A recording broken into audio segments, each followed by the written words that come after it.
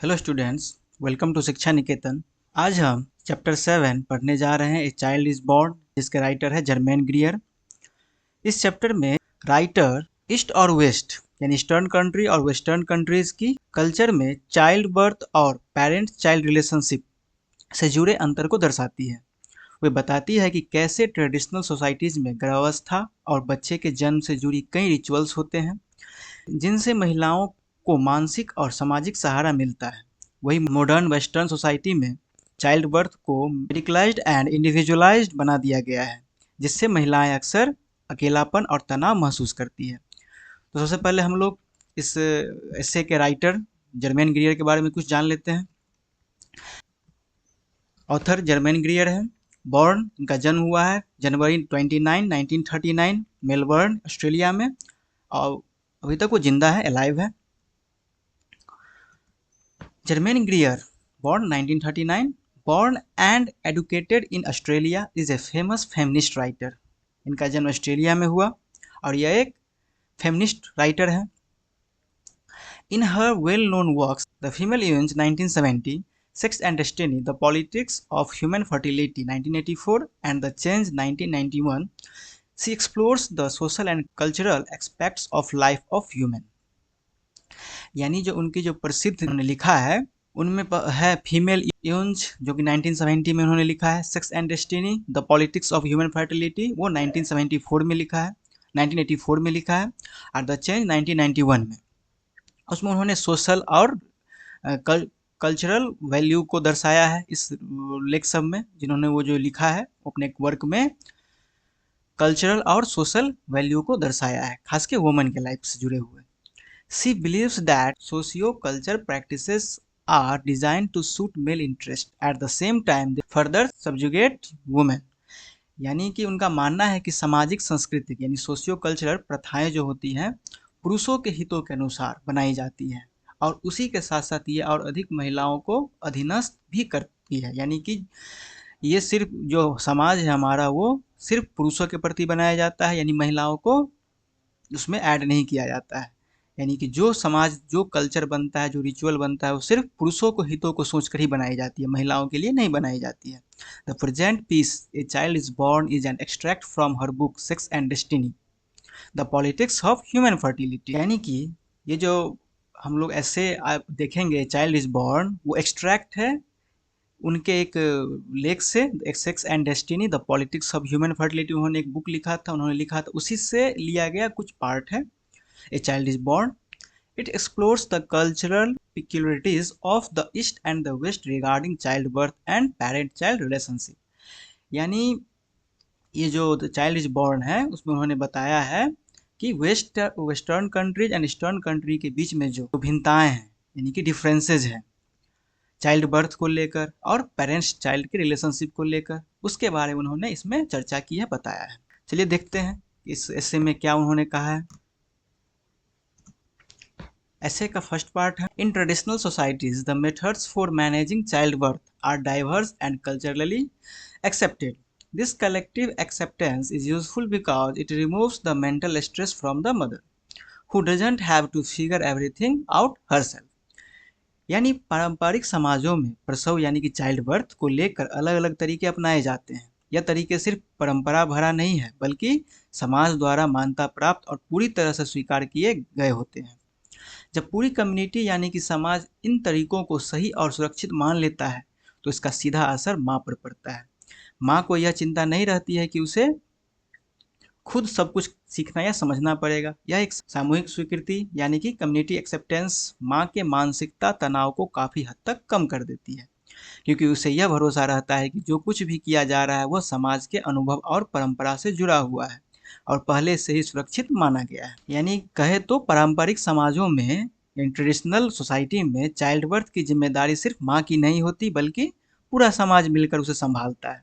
यही कारण है कि माँ को मानसिक शांति मिलती है और वह तनाव मुक्त होकर बच्चों को जन्म की प्रक्रिया से गुजर पाती है, यानी बच्चों के जन्म की प्रक्रिया से गुजर पाती है। Although the community remembers past childbirth tragedies and anxiety is high, a ritualistic and structured approach helps manage these fears. The mother feels supported by established customs. यानी कि पुराने प्रसव यानी चाइल्ड बर्थ में हुई दुखद घटनाओं को लोग याद रखते हैं और माँ के अंदर चिंता होना तो नेचुरल ही है, लेकिन इस सोसाइटी में जो रिचुअल्स और स्ट्रक्चर्ड तरीके अपनाए जाते हैं वो डर को कम करते हैं। माँ को लगता है कि वो अकेली नहीं है, ट्रेडिशंस उसके साथ है और ये उसे सेफ और कॉन्फिडेंट फील कराते हैं। The author provides an example of Bangladeshi woman who visits her family for the last few months of her pregnancy and childbirth. This highlights the importance of family support in such cultures. यानी लेखिका जो है Germain ग्रियर वो example देती है बांग्लादेशी महिला का। वो अपनी गर्भावस्था यानी कि जब चाइल्ड बर्थ होने वाला होता है और के अंतिम कुछ महीनों में के लिए अपने परिवार के पास जाती है। यह ऐसी संस्कृतियों में पारिवारिक समर्थन का महत्व को उजागर करता है। ये हम लोगों में भी ऐसा ही होता है। अक्सर चाइल्ड बर्थ के समय में वो अपने घर चली जाती है, ये वहाँ पर सेफ फील हो, वहाँ कोई काम ना करना पड़े, इसलिए ऐसा किया जाता है। During child birth in this societies the women is never left alone. She is constantly attended by her mother, sister and aunts, creating a strong sense of community and care. यानी इन समाजों में जो चाइल्ड बर्थ के दौरान महिला को कभी अकेला नहीं छोड़ा जाता है। उसकी माँ, बहनें, चाचियाँ लगातार उसकी देखभाल करती है और जिससे समुदाय यानी सोसाइटी और देखभाल की एक मजबूत भावना पैदा होती है। The new baby is welcomed by the entire family, not just the parents. This shared joy makes the event and collective celebration rather than a personal ordeal. यानी नए बच्चों का जो वेलकम होता है, स्वागत केवल माता पिता ही नहीं करते बल्कि पूरा फैमिली करता है। यह खुशी को शेयर करता है। इस घटना को एक व्यक्तिगत पीड़ा के बजाय एक सामूहिक उत्सव बना देती है, क्योंकि माँ जब बच्चे को जन्म देती है तो अत्यधिक पीड़ा होती है, दुख होता है, कष्ट होता है, लेकिन वह कष्ट न होते हुए उसको खुशी का माहौल बना देती है।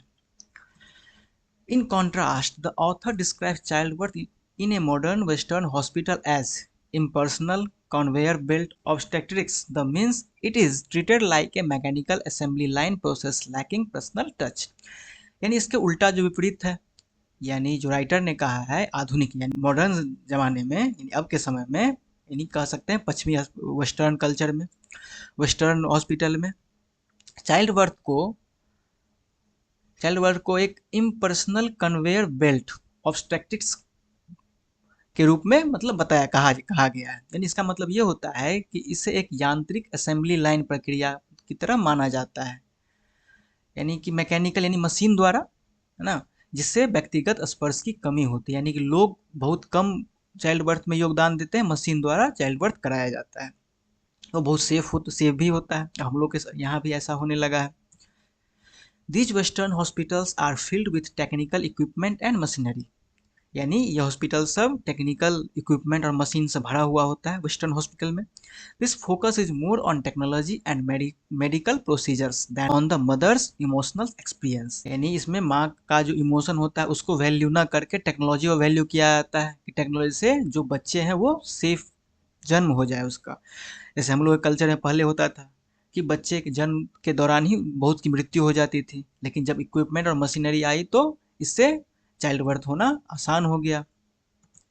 The author argue that turning a personal experience like child birth into a personal disaster through medicalization is harmful. It ignores the human implement element of the event.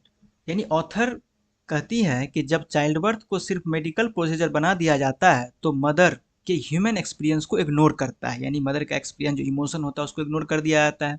मतलब टेक्नोलॉजी जरूरी है, लेकिन ह्यूमन टच, इमोशनल केयर और family support के बिना experience stressful और impersonal बन जाता है। She claims that even if this high-tech approach results in more live births, women will not continue to endure such brutality. The emotional and psychological cost is too high for them. यानी यह जो author है वो कहती है कि भले ही हम हाई टेक्नोलॉजी से बच्चे को जन्म कराते हैं, बहुत सेफ फील होता है, लेकिन जो माँ होती है यानी जो फीमेल होती है जो बच्चे को जन्म देती है वो एक्सपीरियंस फील नहीं कर पाती है बच्चे को जन्म का। वो उसके लिए एक आपदा यानी कि डिजास्टर से कम नहीं होता है। यानी साइकोलॉजिकली इसके लिए वो रेडी नहीं रहती है और साइकोलॉजिकली उस माँ को, उस लेडी को बहुत हार्म होता है। The lack of family support after birth in the west is also a major problem. There is often no one at home to welcome the child और praise the mother for her courage. यानी western culture में जो जन्म के बाद क्या होता है, लोगों का सपोर्ट नहीं मिल पाता है, यह एक बहुत बड़ी समस्या है। बच्चे का स्वागत वेलकम करने के लिए और माँ को हिम्मत देने के लिए कोई नहीं होता है, क्योंकि वहाँ मेडिकल हॉस्पिटल टेक्नोलॉजी से किया जाता है।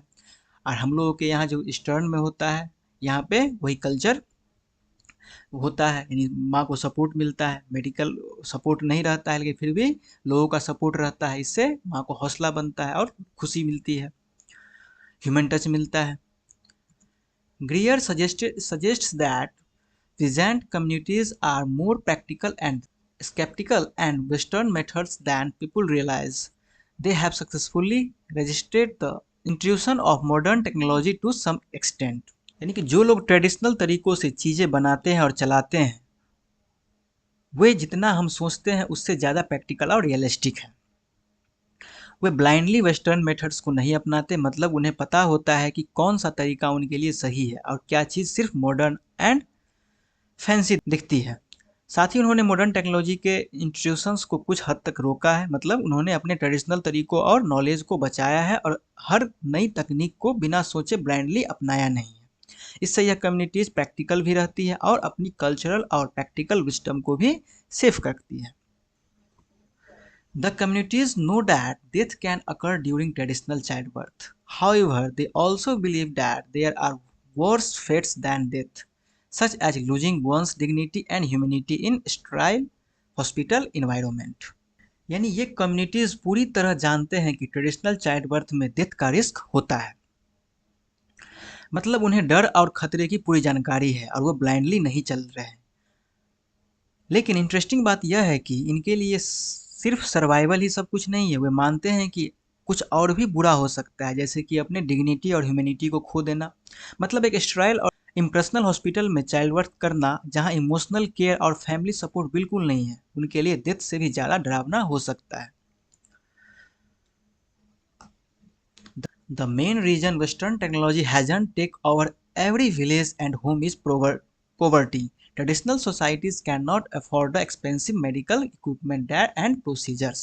यानी कि वेस्टर्न टेक्नोलॉजी हर गांव या घर में नहीं पहुंच पाई है और इसका मेन रीजन है पॉवर्टी, यानी कि गरीबी। सभी लोग एक्सपेंसिव मशीन्स और मॉडर्न हॉस्पिटल्स अफोर्ड नहीं कर सकते।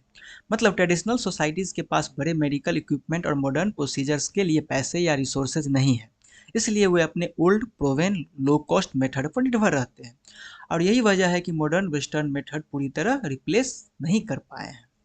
यानी कि टेक्नोलॉजी महंगी है, कल्चर और ट्रेडिशन सस्ता और प्रैक्टिकल है, इसलिए विलेजेस में यानी कि गाँवों में पुराने तरीके अभी भी डोमिनेट करते हैं। The author states that the cultural hegemony of Western technology is total, that this means its cultural dominance is so complete that it is seen as the one's correct way, even if is not acceptable to everyone. यानी कि western technology का cultural हेगोमोनी यानी सांस्कृतिक प्रभुत्व बहुत ज़्यादा है, मतलब लोग इसे इतने स्ट्रांगली अडॉप्ट कर चुके हैं कि इसे द ओनली करेक्ट वे माना जाता है, यानी कि इसी को एक सही तरीका माना जाता है।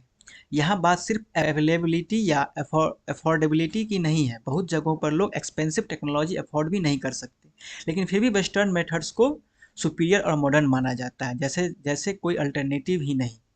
इसलिए कई ट्रेडिशनल सोसाइटी को यह लगता है कि मॉडर्न मेथड आइडियल है, भले ही वे उन्हें प्रैक्टिकली अपनाने में सक्षम न हो। यानी कि वेस्टर्न टेक्नोलॉजी बहुत डोमिनेंट है कल्चरली और सोशली, और इसे सही और बेहतर माना जाता है, चाहे हर किसी के पास इसे यूज करने का ऑप्शन हो या ना हो। In the final ironic note, Greer says that if we succeed in crushing all pride and dignity from childbearing, the population explosion will solve itself. She implies that women will stop having children if the process becomes too डिह्यूमनाइजिंग।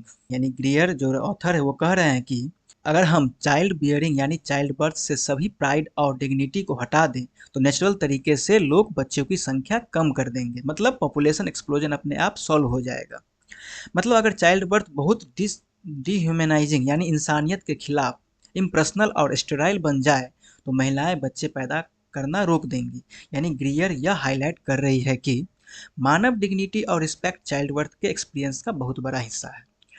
अगर उसे पूरी तरह ignore किया गया तो biological response भी बदल सकता है। वुमेन खुद ही रिप्रोडक्शन को लिमिट कर देंगी। यानी चाइल्ड बर्थ को केवल मैकेनिकल या मेडिकल प्रोसीजर बनाना वुमेन के नेचुरल इंस्टिंक्ट और चॉइसेस पर असर डाल सकता है। डिग्निटी और रिस्पेक्ट को बनाए रखना इसलिए ज़रूरी है। हम लोगों ने इस एस्से को समझ लिया। अब हम इसका समरी देखते हैं जो कि एग्जाम में पूछा जाएगा तो उसे लिखेंगे। शॉर्ट समरी है, in a child is born Germaine Greer offers a sharp critique of how modern Western societies handle childbirth compared to traditional Eastern cultures।